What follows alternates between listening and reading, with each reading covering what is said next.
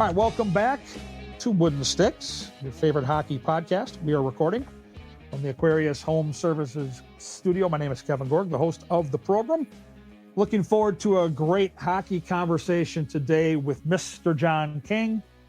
You know him, even if you don't think you know him. If you're a hockey fan in this market, you absolutely know John King. It's a podcast that I listen to, and we're going to cross-pollinate today with my friends over at Wild on 7th, including John and Ryan Carter, one of my cohorts here on the TV side covering this hockey team. And it's a big day for the Minnesota Wild. As we record here on a Wednesday afternoon, it's a game day. We're on the heels of a morning skate that included Joel Eriksson-Ek and Kirill Kaprizov. And as you find this podcast on the weekend, I am assuming that they were on the ice for this big game tonight against San Jose, and hopefully they looked good and the Wild were able to get a victory. And John King has done many, many commercials with the Minnesota Wild. And of course, he is the great hockey mind that came up with the all-hair hockey team every state tournament. That, to me, the hockey hair bit is something that has turned into a national story every single season when the tournament comes around. His voice, his personality, his humor, his creativity, it's all a part of that. The Not Weird Wild thing, which I love, all those commercials. We're going to dive deep into that. We're going to find out where his passion for the game came from, and then we're going to try to tap into this, the motto that he and Ryan Carter have with their podcast, we're here till it's here, and it is the Stanley Cup. And right now the Wild are trying to punch their ticket to this year's edition of the Cup playoffs, but the next few years look like this organization will be loaded for bear. And you know, John's got a great relationship with Billy Guerin, our general manager. He's got a great relationship with the Wild players. And so this is going to be a really fun time to tap into his love of the game and love of our favorite NHL team. So we're going to get to that today. And it's going to be an abbreviated introduction here because I really want to spend most of the time talking to Kinger.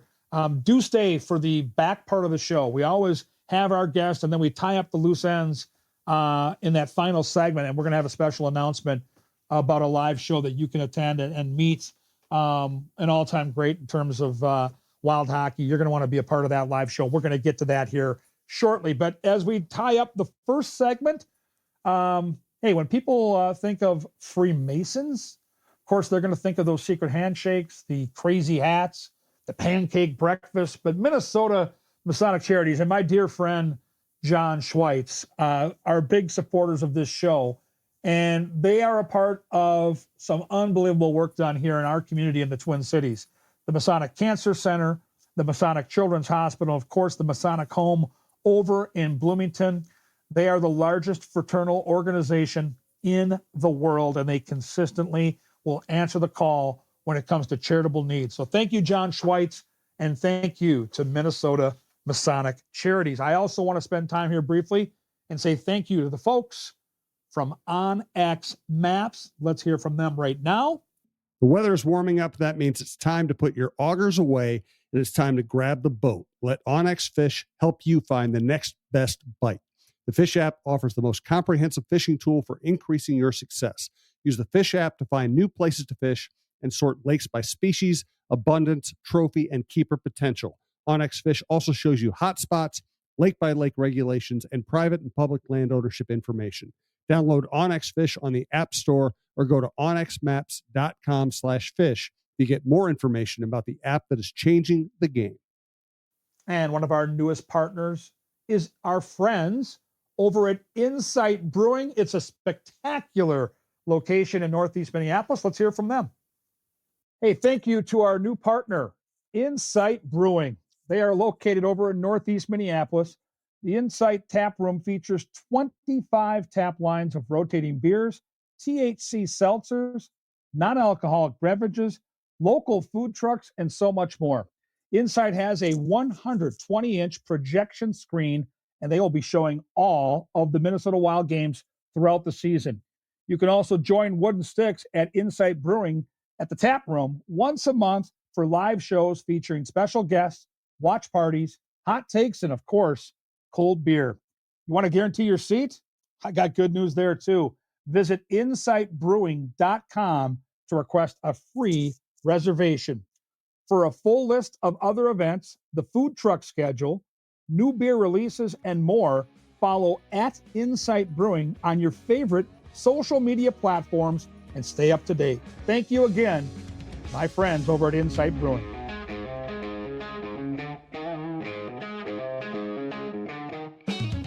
Welcome back to Wooden Sticks. As always, recording today from the Aquarius Home Services studio.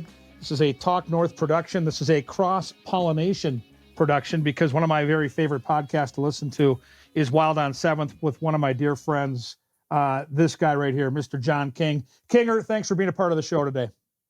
Hey, happy to be here. I did listen on the way to work today, and you used the word myopic last week, so I'm hoping the vocabulary is pretty laid back today. Well, my vocabulary is limited. I think you'll be able to keep up. I have no doubts about that. You and I think are cut from a fairly similar cloth when it comes to our favorite hockey team. And, we're Minnesota sports fans. So we come with some wounds. I love that you guys on your podcast are branded by saying, we're here till it's here. And I'm old enough to remember the heartbreak of 2 Stanley Cup runs with the North Stars. So I can't wait to celebrate with you when it finally happens. Yeah, and I do. I really want them to win and do a super drunk podcast and then drop the mic and never do it again. That's my plan. I'm out, That's but the ultimate mic drop. The longer we keep saying we're here till it's here, it starts to. We've been saying that for a few years now, so hopefully we get in this year, and because playoff hockey is a whole different animal. It's what I live for, and I want to get there.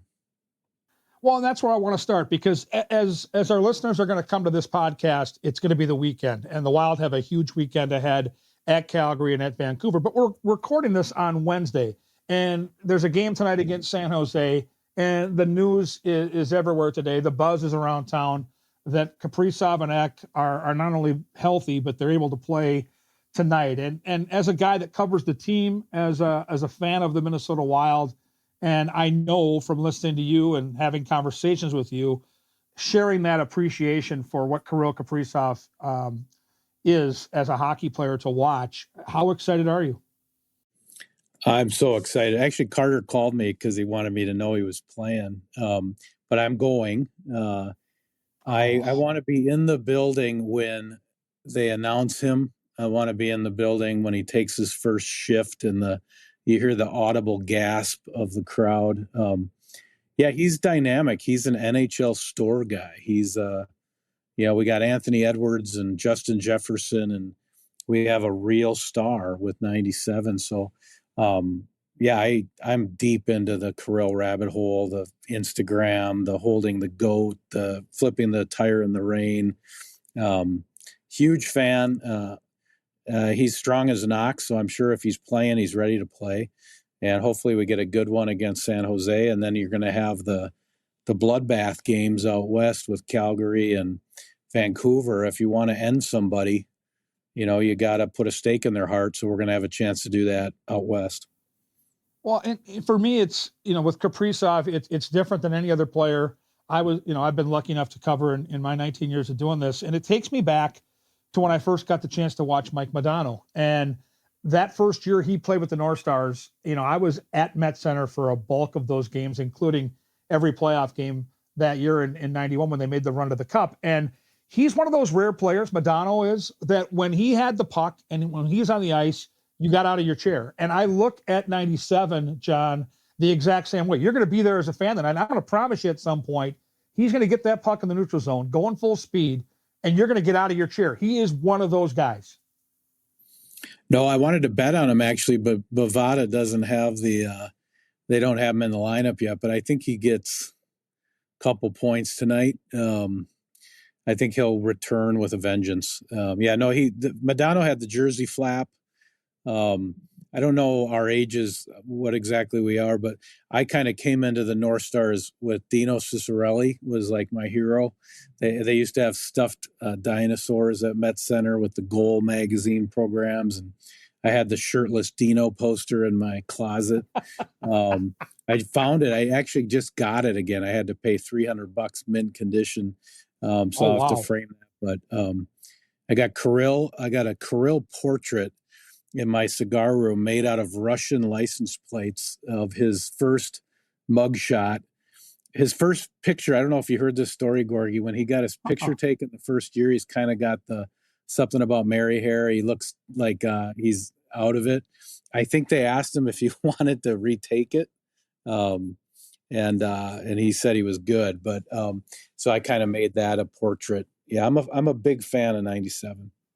Well, you go back to Ciccarelli, so do I. I'm 58, and so when I fell in love with the game, this was the late 70s, mid to late 70s. I was lucky enough to watch Gilles Malache and Neil Broughton and Dino, Bobby Smith, Steve Payne, and we had all those great rivalries with St. Louis and with Chicago and the Secord Sox, and then we go down there and they had the Dino dolls hanging from the Chicago Stadium rafters. I mean, it was just nothing like it. And so, for me, this is 50 plus years of following Minnesota professional hockey and dreaming of what it would be like. You've seen everybody else, right, celebrate the cup, and the Dallas one hurts the most with a lot of our guys right after the move with Norm Green. And I'm not going to lie to you, that it bothers me. Every time I'm in Dallas, I think about that, and it aggravates me. And so I don't have great coping skills, and I want to have that chance just once before I'm done. And I'm on the back nine. I'm well into the back nine in this life. So it's getting late early. It's super embarrassing, actually, that the state of hockey hasn't won a cup, right? No cherry on top. Right. I guess Canada hasn't had success in the Stanley Cup since the 90s either. So maybe we're getting grouped in as the southern province of Canada. But it's super embarrassing. Carolina, everybody in Florida, LA won it a bunch of times, right? It's unfinished business. That's one of the things I like about Billy coming in. We used to never really talk about Stanley Cup, and now it's very front and center that is the goal. And I'm happy about that. I really want to see that happen. People will lose their minds. They will. Especially with the, not just the hockey carnage, but I look at this as quite the Vikings town, and with some of the heartbreak involved there. This town, it would be complete and utter chaos. And I mean that in the type of chaos we're all looking for. We're not going to burn cars down. We're going to have a great time. It's going to be a party. It's going to be summer in Minnesota. People are going to take the party to the lakes. They're going to be all over the place. Like the cup is going to be everywhere.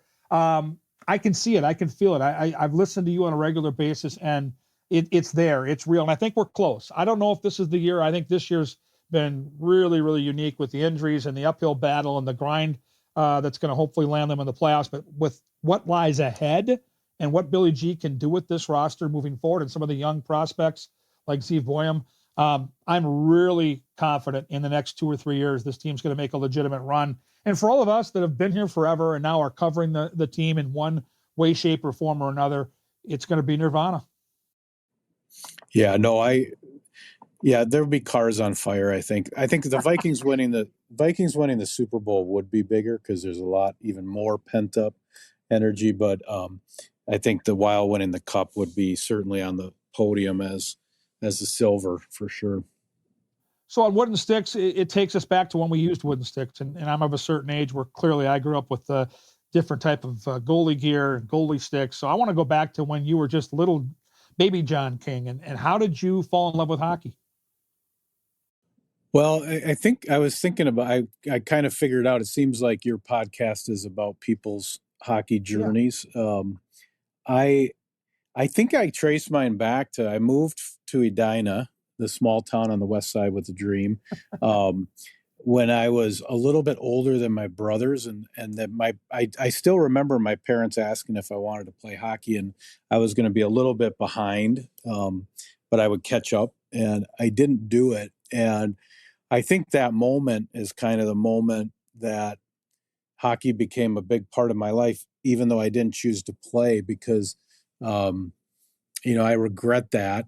I grew up here, so I can skate. I played intramurals in college. I skate once a week now, but I was a sports editor for the yearbook. Hockey was a very big deal in Edina, as you would know. And so I kind of became in some ways, I think if you didn't play, there's a group of people that almost love it more in Minnesota because, I never had a dad making me cry in the back seat after a game or having to go to summer practice when I didn't want to play hockey anymore. It was just like the biggest thing in Minnesota, and the biggest stars were hockey players. And so I was kind of just a groupie, I guess, or the war photographer of the world of hockey. So that's kind of my story, a weak-ankled wannabe.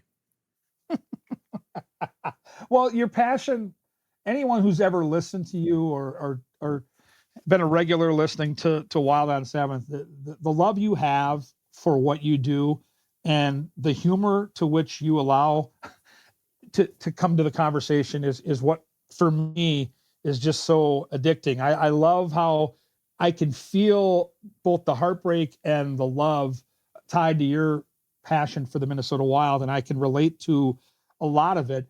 I want to get to the all hockey here because that's, I think, a part of this story. And I think a lot of our listeners who are hockey junkies like you and I, Kinger, truly appreciate what that has become. I don't even know how we got here. Like, I've been a regular at that tournament for most of my life, going back 50 years. I've been going to the state tournament, and I don't know how it started. I don't know how you came up with it, but I got to, and you know this, I mean, this thing has blown up to the place where it's a national story every single year in March. And this is your little baby. How did this happen? Yeah, it's a weird story. So I was a lifelong advertising guy. I worked at an agency called Fallon. The guy who started that agency was a Mohican, a legend, Pat Fallon. He was good friends with Larry Hendrickson, if people know him from back in the day. But and I left Fallon for a couple years and worked at a company in Stillwater. And because I was doing more of a marketing job, like a more traditional marketing job, I was doing side hustle. This was in 2005. And a couple buddies of mine, one of them was a Fallon guy. They had a television show on KARE 11 after Saturday Night Live. It was called The Show to Be Named Later. And there was this character named Johnny Voss. He was the host of the show. No one watched it. It was like you had to be really drunk or maybe have insomnia. But I was a writer for the show. I didn't get paid anything, but we basically email ideas. And that was something I liked at that time in my life because I wasn't doing as much creative stuff. So I had watched The Hair, and I was like, man, somebody should like rank The Hair. And so I pitched it, and they're like, yeah, do it. And at that time, Gorgie, I had to go into Fallon and cut it on Avid video machine, tape to tape. Wow. And it was just a top 10. That video is out there. You can find it somewhere. It's a 2005 hockey hair team. My name was actually on it at the end. You know who was in there was like R.J. Anderson was in there. I think he played for the Gophers. He was a Centennial kid, but it didn't do anything. And then in 2011, both my kids were hockey players, and they were on summer teams and winter teams. And YouTube was happening, and social media wasn't really a thing, but YouTube was a thing. And I'm like, I should do this again because now I was back at Fallon. The internet was kind of more friendly to things going viral, as people say. And so I did another one in 2011, and I sent these letters to sponsors like Great Clips and I don't know, Head and Shoulders, and all I said was, I think this is going to be a thing. There's a couple 100,000 people that care about this tournament. I said, I'll put your logo in it. If we get, I don't know, 2,500 views or 10,000 views, pay me $2,000. If we don't get any, you don't have to pay me anything. And no one wrote me back. So I just put my own stylist in there. This Megan is her name. And at that time, she was at a place called Hair Matters in a strip mall. in White Bear. I put her phone number in there too, which is kind of funny. And I still remember I got it done on a Sunday after the tournament, and we went to see that movie. You're a big movie guy. We went to see I am. Cedar Rapids in the theater, which is a very funny movie. And Love that movie. And right before I went into the theater, I just texted the link to the 4 teams, the winter team, the summer team, for both kids. And like the next morning, it had 10,000 views. And I was like, wow, what the hell? And then each day it started getting 10,000 more and 10,000 more and 10,000 more. And then it was like a thing. And then just, I've done it every year since. I was going to stop doing it, which is another story. But yeah, I got the charity involved maybe 10 years ago, Hendrickson Foundation. And yeah, it's been really fun for me because it's kind of a sideshow to the greatest tournament around. Are you sometimes taken aback by how much these high school teams play it up? Like, it's become a really big deal with these kids. And I, listen, their coaches are trying to rein them in. They're trying to get them to focus on the game. But when you got guys scripting their skate out to the blue line with a Slim Jim, which we saw this year, I think it was Bemidji, one of their guys did that. And they've got the long hair and they're growing the mustaches. And it's become such a cool vibe to our state tournament. Like you mentioned it, it's the biggest high school tournament in the country. And you're a huge part of it with the hockey hair deal. That's got to be awfully flattering. No, it's great. It's funny. A guy asked me, he's like, when you die and you got your obituary and it says the hockey hair guy died, are you like okay with that? And I was like, well, I'd like to make Goodwill Hunting, but if I don't, that's not terrible. That's pretty cool, part of it. And I think the way we do it, we really try to be respectful of the tournament. I don't put the video out until the tournament's over. Right.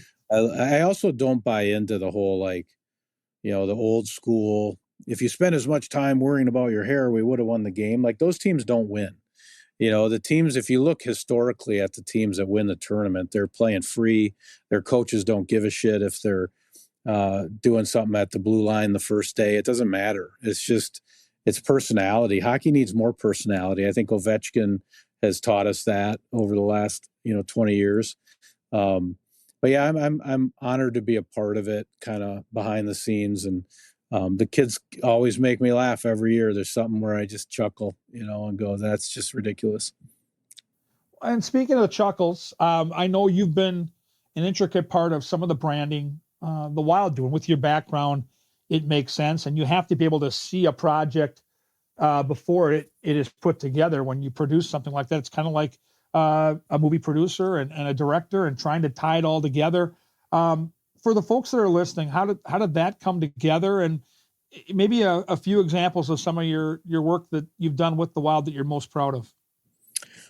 Yeah, for sure. So my company, we have 2 names. Owner is kind of the parent company, and then Pull Tab Sports is sort of the consumer brand. But I have a partner, Tom Garrity. He's been a long time. He was at the Wild forever. He's worked in he's got the same career as me in sports as I do in marketing. I wanted to work with the Wild for years. I met with them often.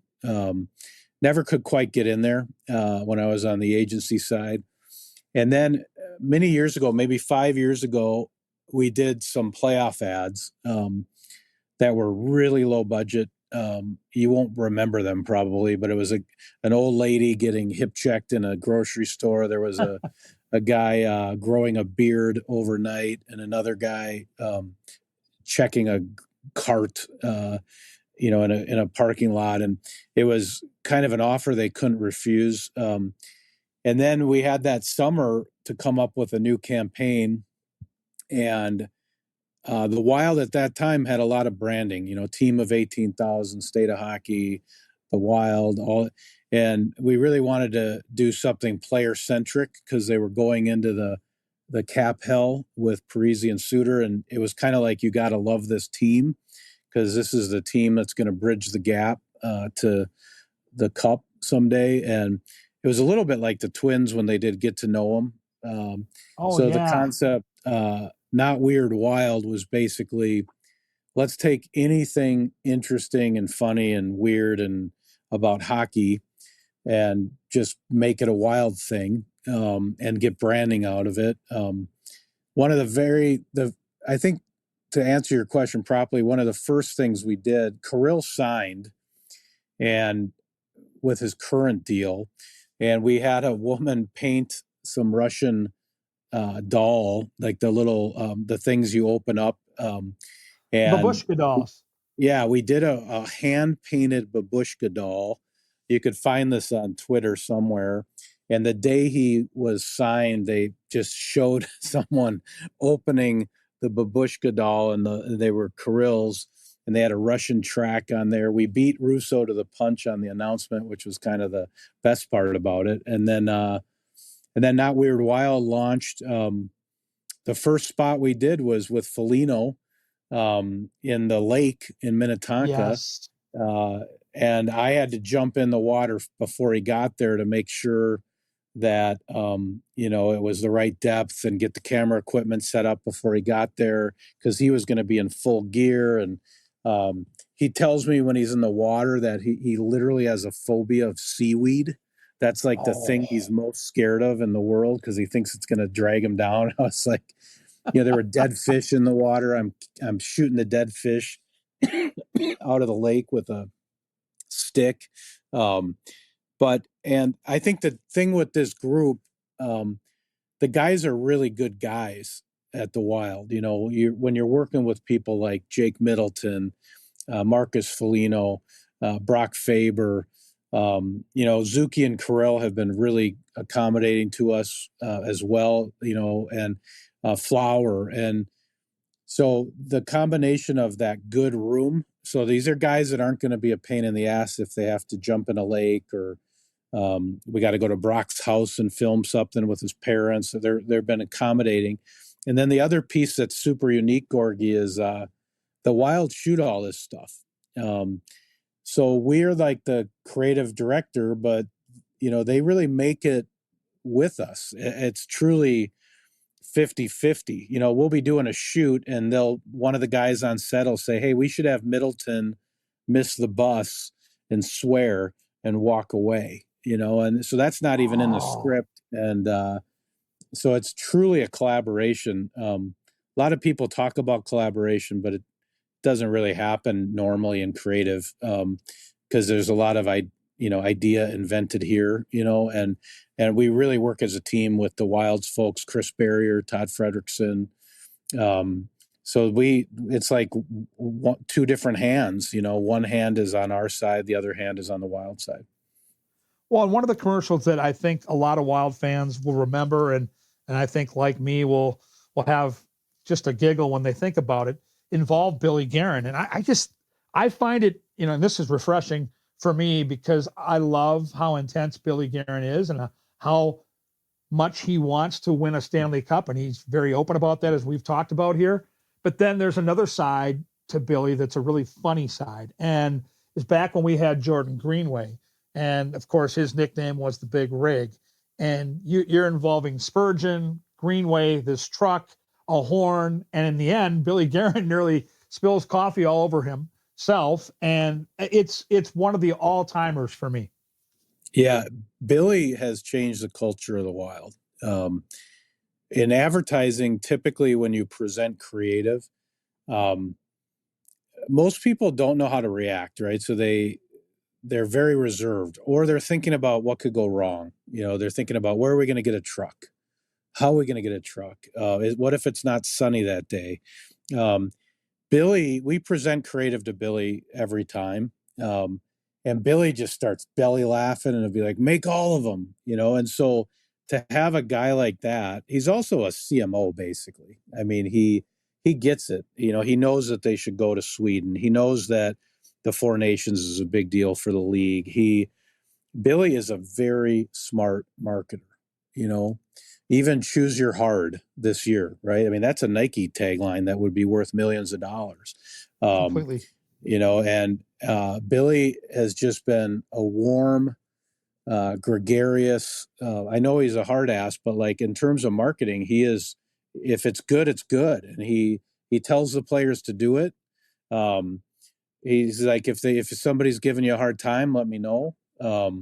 And he's been wonderful to work with. How do you get those guys comfortable? Because they all have different personalities. And for some guys, I think it might come rather easily.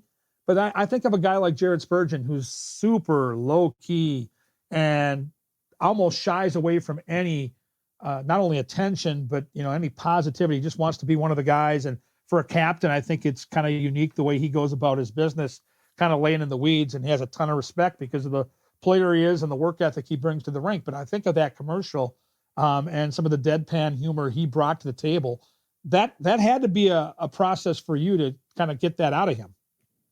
Yeah, that we've definitely, like with Jared, it's funny you bring that up, because what typically happens is somebody's told them something about what they're doing, but not a lot, right? They might have just told them, you got to film a commercial, go to 317 Washington. So when they first arrive, what I'll do is I'll say, what do you know about what we're doing? And they, even if they know something, they usually say, nothing. What are we doing? And the biggest way to work with players is you tell them right away, this is not going to take long. Like, I think this whole thing's going to take 15 minutes or whatever it is. And here's what we're doing. Spurgeon was a real trooper because he was the straight man in that spot. So he was kind of, we weren't making fun of him, but he was he was like in the Odd Couple, he was the serious one, right? And Yep. But there'll always be something, right? Like, we had a bunch of different nicknames written in there for him, and some he didn't want to do. So they'll just say, like, I don't want that. I don't want that to be a thing, and we'll change it. When we did the Brock Superman spot, this would be a perfect example. Is no hockey player wants to be singled out, right? Like, right. Is this commercial saying that I think I'm Superman? And we're like, no, I mean, have you seen what we do? Like, this is going to be janky on a green screen. We made this T-shirt overnight with a Brock's, logo on it. And so even when he will get there, sometimes they'll be like, I don't know, like, what, I don't know if I feel comfortable about this. And then you just got to explain to them, our job is to make you look good. They can always kill it too. Like, say that it came out and it was super hardo Marvel Superman spot. Brock can always say, I don't want to run it, but typically and now we've been doing it, Gorgie, for years. So I think we have enough of a track record that, like, we're not going to make you look like an asshole. It's going to be good. And so it's easier to work with them. But, like the Swedes, we haven't worked with the Swedes much at all. They're very private. They did the one commercial for the international game, Which was awesome, by the way. But that was all of them together, right? So I think typically hockey players don't want to be separated from the group. But I mean, that's how marketing works. There is a Moose, there is a Kirill, there is a Brock, and that's part of our story. And I think they've been willing to tell it that way. Which is really cool, because the Swedes together before that trip last year, they're all, as you know, traditionally very buttoned up and very, like, think of Joel Eriksson Ek and Jonas Brodin. Even to get them to do an intermission interview, it's almost like pulling teeth. They are the last people that want to have any praise come their way, any accolades. They literally just want to go out there and play hockey. So to get all of them not only signed up, but to play off each other the way you did, I think of these commercials and it just makes me giggle sometimes, because it's so not the player we're used to seeing. Are there any players that you've worked with that when you were starting the process, you're like, what a missed opportunity for some of these businesses in town, because this is one or two of these guys that is just an absolute natural? Because I don't think a lot of these guys feel like this is something they ever wanted to do, but I think some of the personalities in this locker room, And I'm thinking specifically of back in the day of Jordan Greenway, must have relished the opportunity. Yeah, that would be Jake Middleton. Yep. So when he got traded, I'm buddies with Hedekin, who was working for the Sharks, and I called him to find out, or I texted him, like, what do we know about this guy? And he's like, you're going to love him. You're going to absolutely love this guy. And so I had requested him in my golf group for the Wild Foundation, and he was just a riot. Yeah, he is tailor-made for this. I mean, he is so funny. We've done some stuff with Duke Cannon with him as well. So he has gotten some brand deals out of it. He's Hartman is great to work with. I bet. He's very funny. He's had a couple really nice moments that we've done. And also Zuccarello is extremely intelligent about this stuff. We did the coffee cup commercial we did. We were almost done and he said, hey, I think if you don't film this, you're going to have a hole in the script. Like that you need to film this too. And I looked at my notes and I was like, you're right. And then he was like, well, you got to pay me to be an actor and a director, So Zuki is very, very smart and very funny, by the way. But they're all good. I mean, Kirill's been great. Kirill, I mean, when we did the commercial where we cloned him, I mean, that was very technically complicated because we had to mark off the shot. We had to have him sit in 3 different chairs and look a certain way. He didn't know what was happening. He's wearing glasses and hats, and he was like fine with it, If it takes too long, that's where you lose them. Like if it's like 15, 20 minutes, they'll start being like, hey, are we done? Yeah. But we're really fast. And part of what happens, Gorgie, when they get there, like with the Swedes, we were on an absolute losing streak the day that they got like bag skated the day that we shot that. And we had all this investment into it. We had Swedish flags and food and IKEA stuff and ABBA records, and we had decked out John's Bar and 317. And so I thought it was going to get canceled and we would have never been able to do it again because it was for that event and it was too expensive. And they showed up and I think they were not in a great mood when they got there. But then you get there and it's like, holy crap, there's a semi truck here. Or, this is a Swedish cantina in the middle of St. Paul. So I think they're willing to go with it because they're like, oh, there's a real phone booth here. You have a Superman outfit for me. And they're kind of like, okay, let's play. So all time, who's some of your favorite players that over the years that you've had a chance to work with? I mean, you've done all kinds of different things. You've worked with players, you've worked with general managers, coaches, I'm certain have been a part of some of the things you've done. Who are some of the very favorite people you've had the chance to get to know and work with? It's funny. One of the first sports things I did with my partner Tom is he brought us in on the Arizona Coyotes, and so I got to work with Bissonnette. Like this is like ages ago. And we did a content series called Hockey 101 with Professor Paul, and we went around Arizona interviewing people about hockey. And he was a player, but no one knew he was a player. He was the interviewer, and he would be like, "What's a Zamboni?" And people would be like, "A pasta dish." And he was a natural. So Biz was amazing to work with. PJ Fleck, we did some stuff with, and that guy, I know some people don't like him. I love PJ. We shot it during COVID. It was at my house. He rolled in. He changed in my basement into his PJ Fleck costume, and he absolutely nailed it. The deal we had with him was if he went overtime, we had to pay more money, and we were right at the end of it, and he had to run down the street after a pizza truck. And I told him, I go, PJ, we're at time. If we got to have you stay, I got to pay like thousands of dollars, but we kind of want to do this running shot.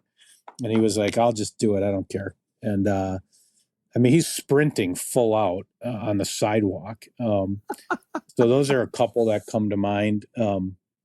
I do think, Jake and Brock are really wonderful to work with. There's a reason Brock has a bunch of local deals because he's just a good dude. And Jake's just so gregarious and goofy. And that was a big vocab word for you there. Not quite as up there as myopic, but pretty close. Yeah. So when you look towards the future with this hockey team, and I know here in the next week or so, we're going to have, I think, the opportunity to watch Steve Boyum at least come skate with the club. I'm not sure he'll play. Maybe he will, at least in that Anaheim game next week. What are some of the names that come to mind? And looking forward to where this team could go from a Wild fan's perspective that really stokes your fire. Well, yeah, I love Booyam. He's just an electric factory. I mean, this is a charismatic, maybe cocky player. A lot of personality. I think he's going to jump right in. Actually, I think it's going to be hard not to. He's a power play one guy. Yep. I don't know how he translates to the NHL. I don't know if he's like a Makar Faber that dives in. I think he probably is, though. I'm excited about him. We got to lock down Kirill. It's going to cost a lot of money. Everyone in Minnesota is always worried about our players leaving and going to New York or wherever they're going to go, Florida, So, and then this Yurov I've been hearing about. He sounds pretty special. So I'm excited to see that. And I hope we add some free agents in the summer. We need a center for Kirill. But I would say Zuki's been awesome this year, man. I don't know. He might be one of those guys that can play till he's a lot older than you think. And he's been great without Kirill. So, I hope I think take care of Kirill, but we got to have more stars. I think Matt Boldy has been that Robin to the Batman, and he's had to be Batman this year, and he has been. He's got a ton of game-winning goals. So we have some pieces in place. The defense is great, but yeah, I'm hoping we add a couple studs in the off season and win a cup here. See, I think a lot of fans have had some anxiety about Kirill leaving, and maybe it's the Minnesota sports fan in them. I have felt all along that he's staying right here, and there's a couple of reasons, and you've had the chance to get to know him and work with him. I think he loves it here. I really do. And I think when you have a guy that literally just is most happy at the rink, and you've got a team around you where you've developed these friendships, which he clearly has, and I'm with you. Zuccarello's still got lots of tread on that tire, so that might be a part of that equation as well moving forward. But I think he likes it here. I think he knows this team can win with the youth they have assembled. I think he really, really, truly appreciates the love that Minnesota hockey fans show him. And you walk in that building, and I know tonight you'll be there as we record on a game day here on a Wednesday, that you're going to see literally thousands of 97 sweaters in that building tonight. I look at the roll of dice it would be, Kinger, for him to say, no, I'm going to wait and go through another year where you can get hurt again and then roll the dice on maybe going somewhere that isn't quite as much comfortable and positive as this place has been for him. I just don't see any way he leaves. Yeah, I hope not. I have the nervousness as a Minnesotan. I just always worry, But I think, he's from basically Siberia, right? So he's a guy who likes hockey. He likes to fish. A lot of what he enjoys is right here, Yep. So I think you're right on that. This doesn't seem to be the Russian that wants to be in New York every night. This is a guy that I think eats sushi alone at Billy Sushi's most nights. I think he's a pretty simple dude, and he loves being at the rink. He's one of the last guys off the ice, right? So I hope you're right. They're going to have the money to do it, right? So if he doesn't want to stay here, he's going to have to I mean, we'll be able to offer him the most. For sure. But he needs another. We need another guy for sure, like another star. I was listening to that Dylan Strome being interviewed about Ovechkin, and he's kind of become the Backstrom for Ovechkin. He's on a cheap deal because he was, I think he was released from Chicago or something, and now he's become the kind of the Zuccarello to Ovi. But I also think Russians is a good thing for Kirill. Like this Yurov, if he's a stud and he's in the mix, that's good. You know, you got Trenyan. I think I don't know if he was tight with Marat, but that kind of seemed like a little brother to him. You know, so I would load up on some Russian players and, you know, kind of like Detroit did with the Swedes, and take care of this guy because he could really be, you know, a top. You know, he was MVP for the first half of the season. I mean, he can be a top 3 guy in the league. So build out from there. Well, to your point, he was the betting favorite in all the markets to be MVP. He was on pace for over 120 points. And I think when you're out of sight, sometimes you're out of mind, even if you're a superstar like Kirill. I know in the Twin Cities here, that's not the case, but nationally, this guy moves the needle. And I look at the potential that Billy has to bring in a couple of top 6 forwards, maybe a center or two. The blue line to me looks deep and ready to roll. Gustafsson has developed into a go-to goalie. Now we've got to get the young kid, Ballstead, to kind of fall in line here, and maybe a year playing with Gus and kind of learning from him the practice habits. And we're going to get a chance to watch Marc-Andre Fleury for one of the final times tonight. I just think the ripple effect that he has had on Philip Gustafsson and his practice habits and his training habits, mentally, how he prepares every night. I don't know if you can ever really fully calculate the value that Fleury brought to this organization, and none of us saw it coming that particular day on trade deadline. But watching Gustafsson morph from a guy that could maybe play part of the year, maybe split time, to now being a go-to goalie in this league, it's been remarkable.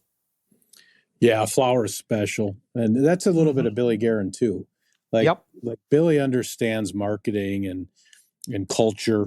What does he say? Character and characters, right? So whether it was Pat Maroon, Ryan Reeves rolling through town, obviously Fleury has had a much longer stay, and we've been lucky to be a part of that. But no, I agree. Yeah, I just want him to get it.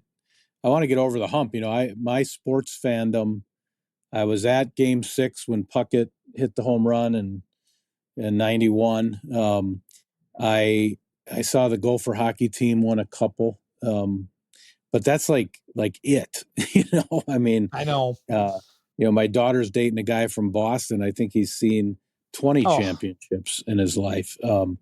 So yeah, Karts and I talk about turning Minnesota into Winnesota and breaking the mold, and it sure would be nice if the hockey team did it first. I think they're going to be in the next couple of years right in the mix in terms of a cup run. All right, final quick little segment here with John King. This is the Hat Trick Hot Seat.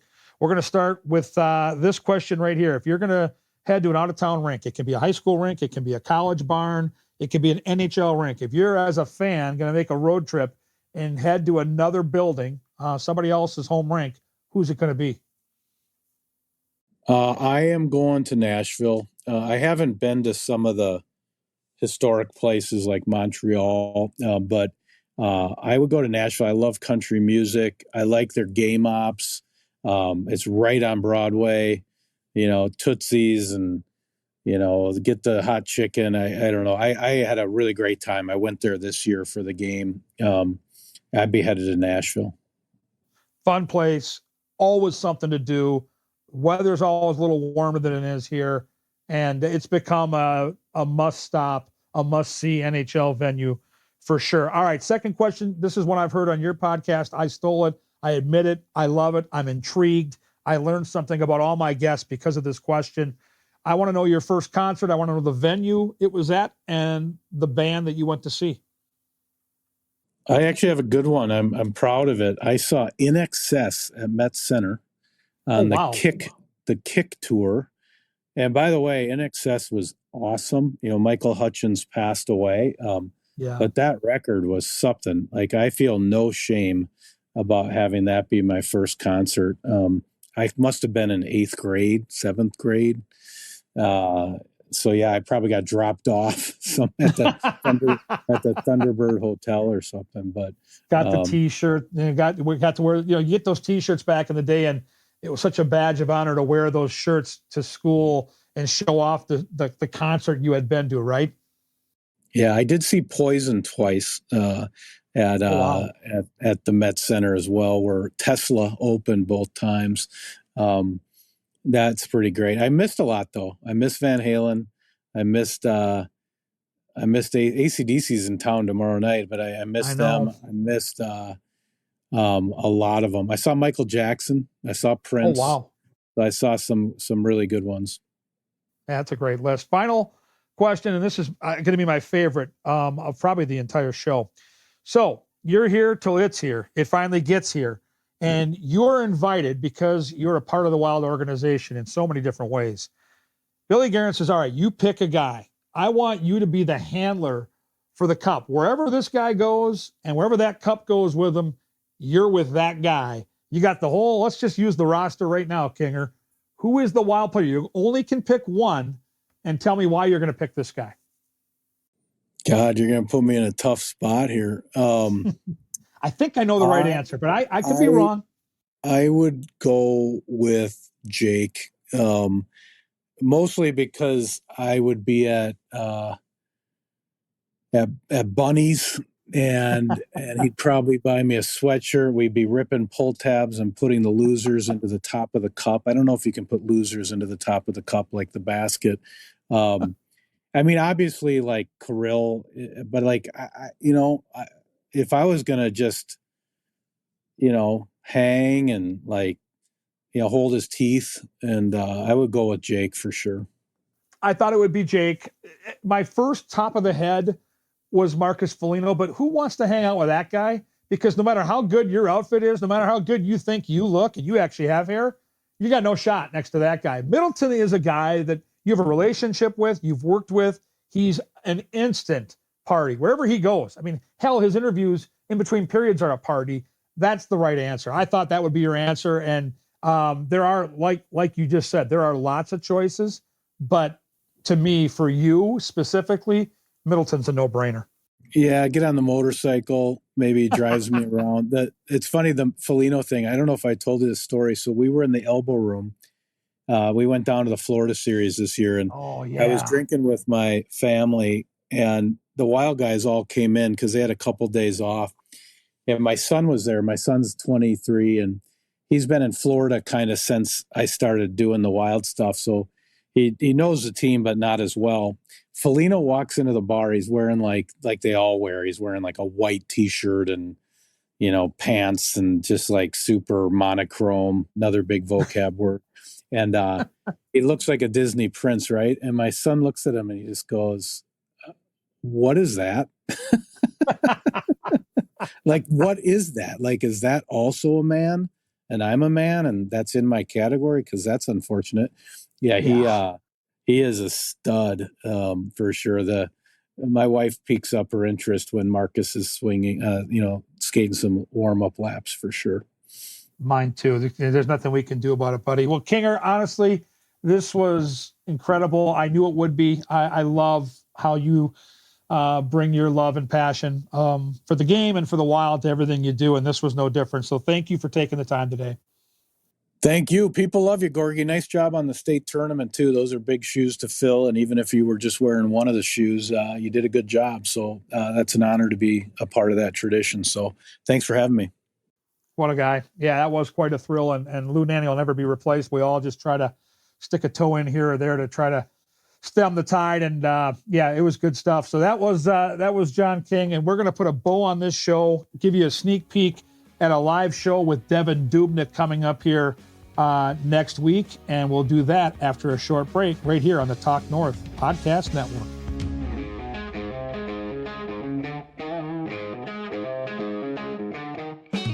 All right, time to put a bow on the show, so to speak. And as I mentioned way back at the start of today's production, We are going to have a really cool show for you next week.